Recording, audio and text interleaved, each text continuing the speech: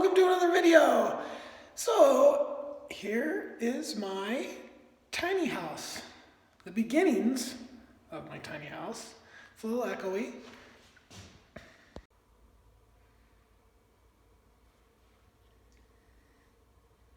Oh, now check out how I put it here.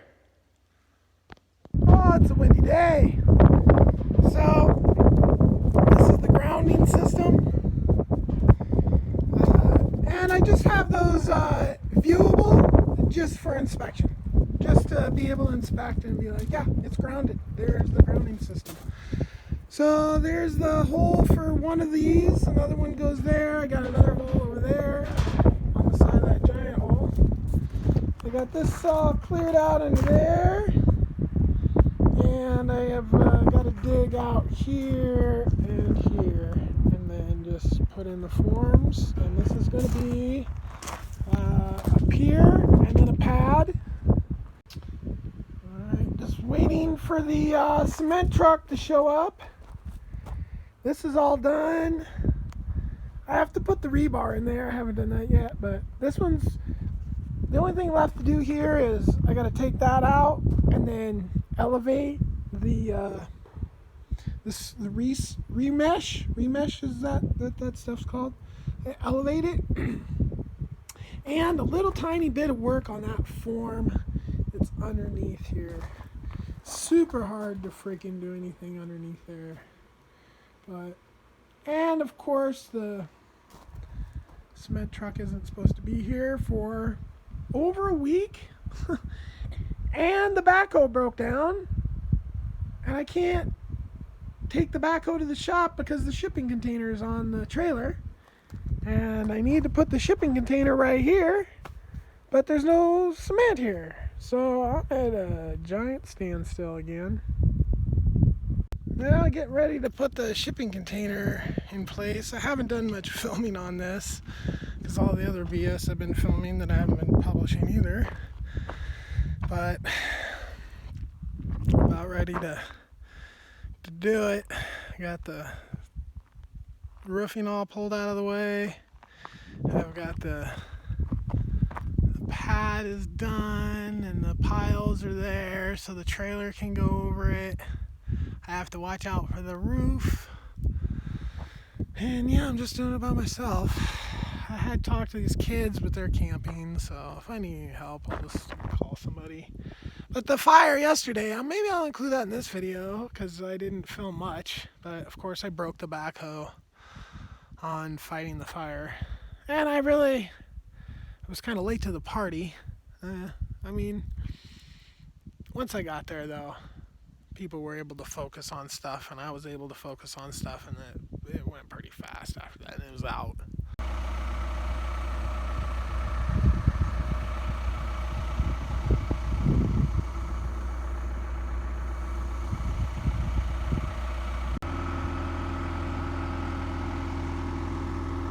So I'm worried about it flipping, tipping off the trailer because the trailer goes over the pad on one side, not the other, so it'll get to a pretty crazy angle. So what I'm gonna do is I'm gonna chain to the top of this and then hook up to the top, and that way it can't flip.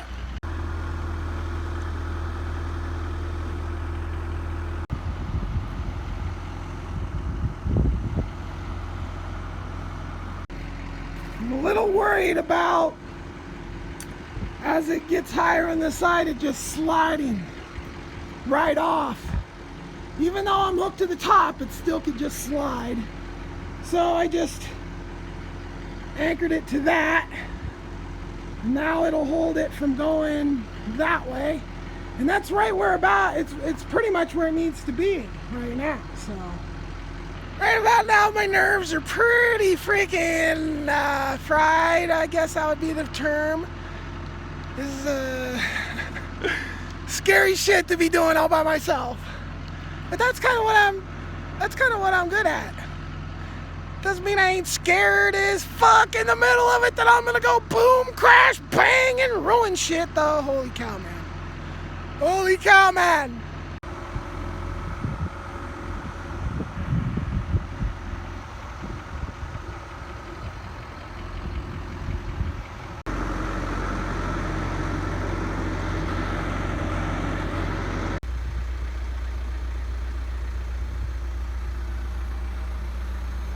left it up on.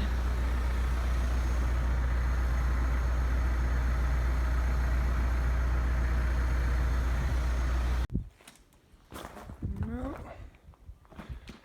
It's all on the money.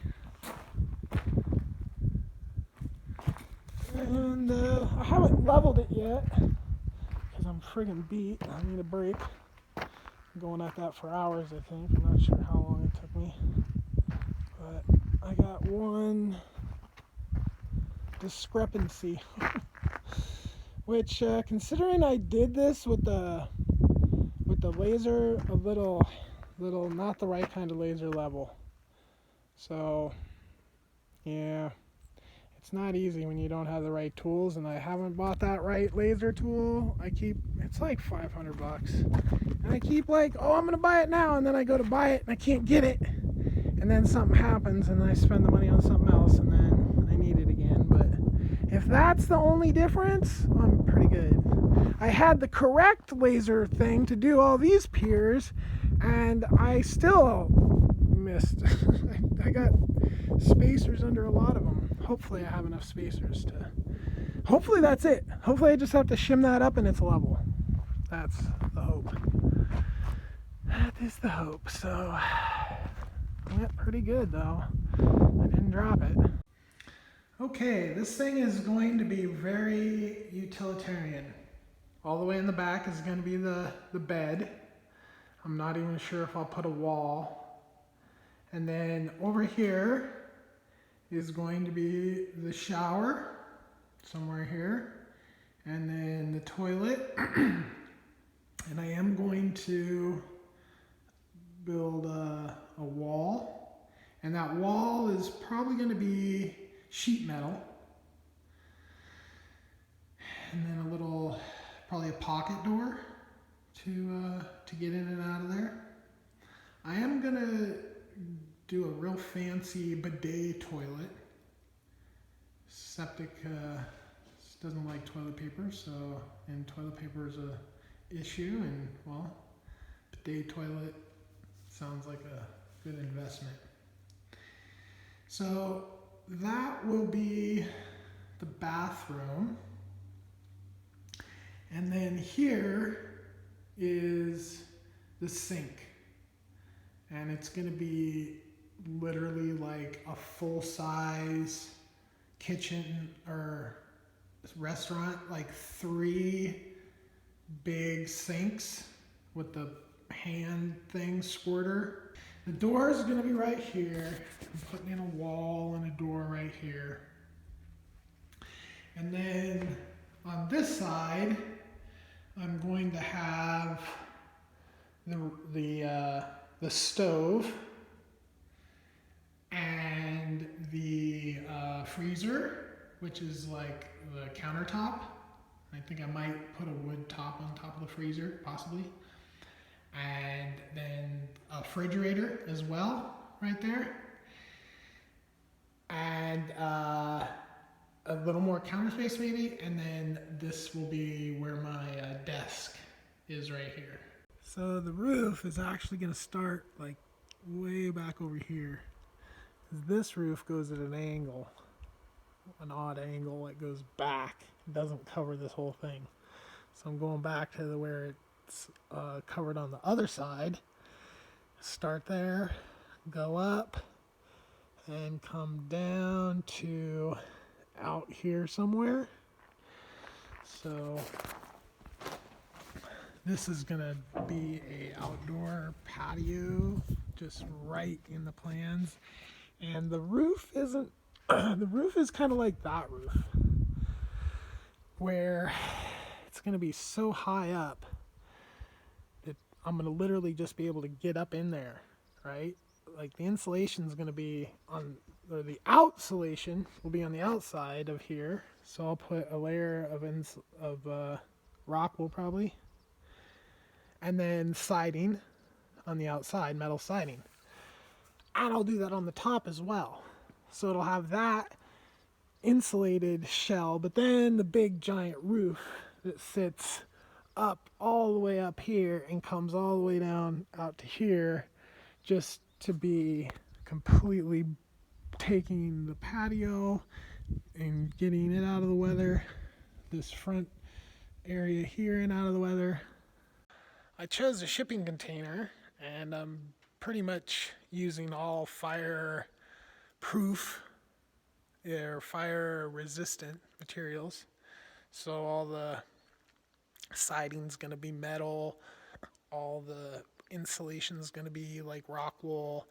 So really there's not going to be a lot to burn. This old roof that I built has wood in it, but I'm going to basically put insulation in it and cover the wood with probably some metal as well, just to, because over here is where I'll be putting the tank and possibly the pump and the pressure tank, possibly.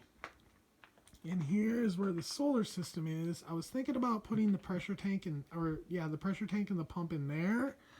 But since I'm pouring this, and this will all be poured, and the water tank or tanks will be in here, I thought it might be nice just to have that pump here, audio-wise, to keep the sound down. So it doesn't, so it's not, I don't know how loud it is, but I mean, it's a pretty good sized pump. And all this has to be cleared out. And then I have to pour this because this is toxic from the fire. Like I can't even breathe in there. I have to pull if the wind blows the wrong way, generally the wind's blowing this way. So as long as I'm not in there, it's no big deal. So, but standing here, I don't smell it. If I go in there, it's horrible. So I have to pour this, move that shipping container out of the way, or actually move the shipping container, pour the floor, bring the tanks in, again with the insulation, because I'm going to go ahead and insulate all this and turn this into a giant, basically insulated room that's attached to this shipping container, which this shipping container really is eventually just purely mechanical and tools. So it'll be a place where I keep my, obviously the solar system, washer dryer, and maybe I might put a freezer in here or something like this. All my tools will be in here. I will build a wall and put a door in here. I might take these doors off. I'm not quite sure yet. This is the beginning of this project. And you should seriously subscribe to my channel, and if you want to, and this is going to be its whole own playlist, so you can just subscribe to my channel and hit the notification button, and you'll know anytime. I wish I could do notification on certain playlists, because my channel's all over the place. I have all kinds of stuff going on my channel. But this playlist might interest a lot of people, and they might not be interested in my other videos, right? So keep an eye, if you could just notify on a playlist, that would be a great option for YouTube. But I doubt anybody watching this video is going to be able to make that happen. But peace.